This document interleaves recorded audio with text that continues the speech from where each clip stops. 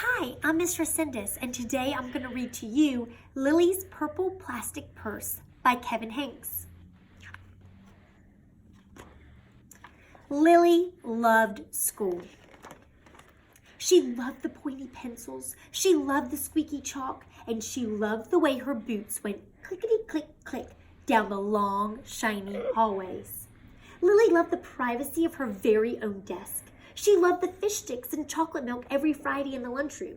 And most of all, she loved her teacher, Mr. Slinger. Mr. Slinger was as sharp as a tack. He wore artistic shirts, he wore glasses on a chain around his neck, and he wore a different colored tie for each day of the week. Wow, said Lily. That was just about all she could say was wow. Instead of greetings, students, or good morning, pupils, Mr. Slinger winked and said howdy. He thought that desks and rows were old-fashioned and boring. Do you rodents think you can handle a semicircle? And he always provided the most tasty snacks, things that were curly and crunchy and cheesy. I want to be a teacher when I grow up, said Lily. Me too, said her friends, Chester and Wilson and Victor. At home, Lily pretended to be Mr. Slinger. I am the teacher, she told her baby brother Julius. Listen up. Lily even wanted her own set of deluxe picture encyclopedias. What's with Lily? Asked her mother. I thought she wanted to be a surgeon or an ambulance driver or a diva, said her father. It must be because of her new teacher, said her mother. Wow, said her father. That was just about all he could say was wow. Whenever the students had free time, they were permitted to go to the light bulb lab in the back of the classroom. They expressed their ideas creatively through drawing and writing. Lily went often. She had a lot of ideas. She drew pictures of Mr. Slinger, and she wrote stories about him too. During sharing time, Lily showed her creations to the entire class. Wow, said Mr. Slinger. That was just about all he could say was wow. When Mr. Slinger had bus duty, Lily still stood in line even though she didn't ride the bus. Lily raised her hand more than anyone else in the class, even if she didn't know the answer. And she volunteered to stay after school to clap erasers. I want to be a teacher when I grow up, said Lily. Excellent choice, said Mr. Slinger.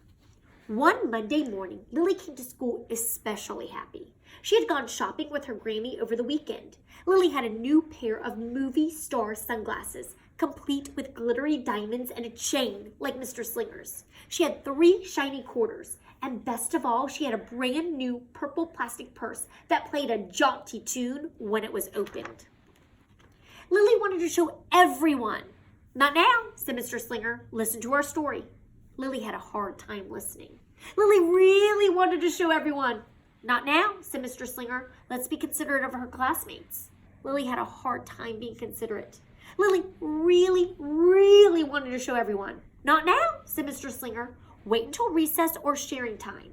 But Lily could not wait. The glasses were so glittery, the quarters were so shiny, and the purse played such nice music, not to mention how excellent it was for school supplies. Look, Lily whispered fiercely. Look, everyone, look what I've got. Everyone looked, including Mr. Slinger. He was not amused. I'll just keep your things at my desk until the end of the day, said Mr. Slinger. They'll be safe there, and then you can take them home. Lily's stomach lurched. She felt like crying. Her glasses were gone. Her shiny quarters were gone. Her purple plastic purse was gone. Lily longed for her purse all morning. She was even too sad to eat the snack Mr. Slinger had. That afternoon, Lily went to the light bulb lab. She was still very sad. She thought, and she thought, and she thought. And then she became angry. She thought, and she thought, and she thought some more. And then she became furious.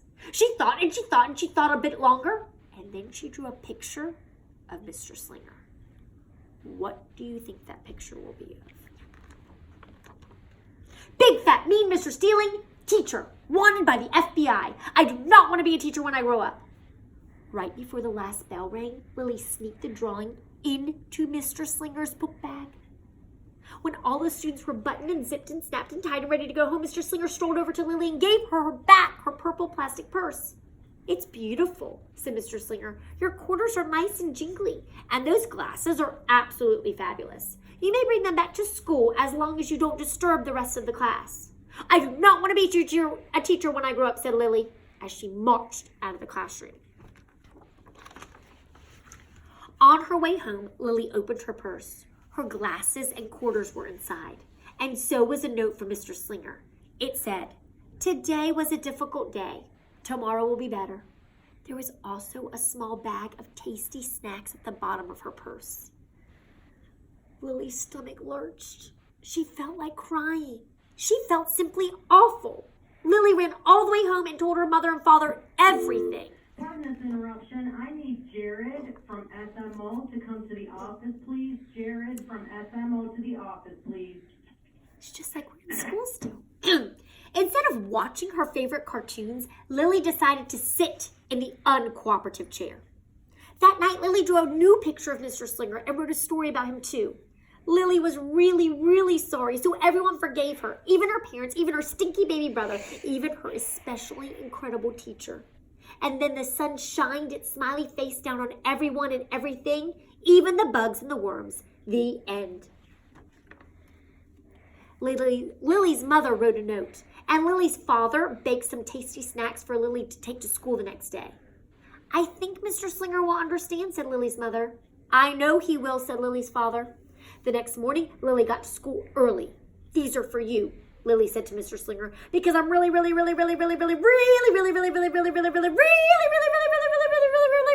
sorry."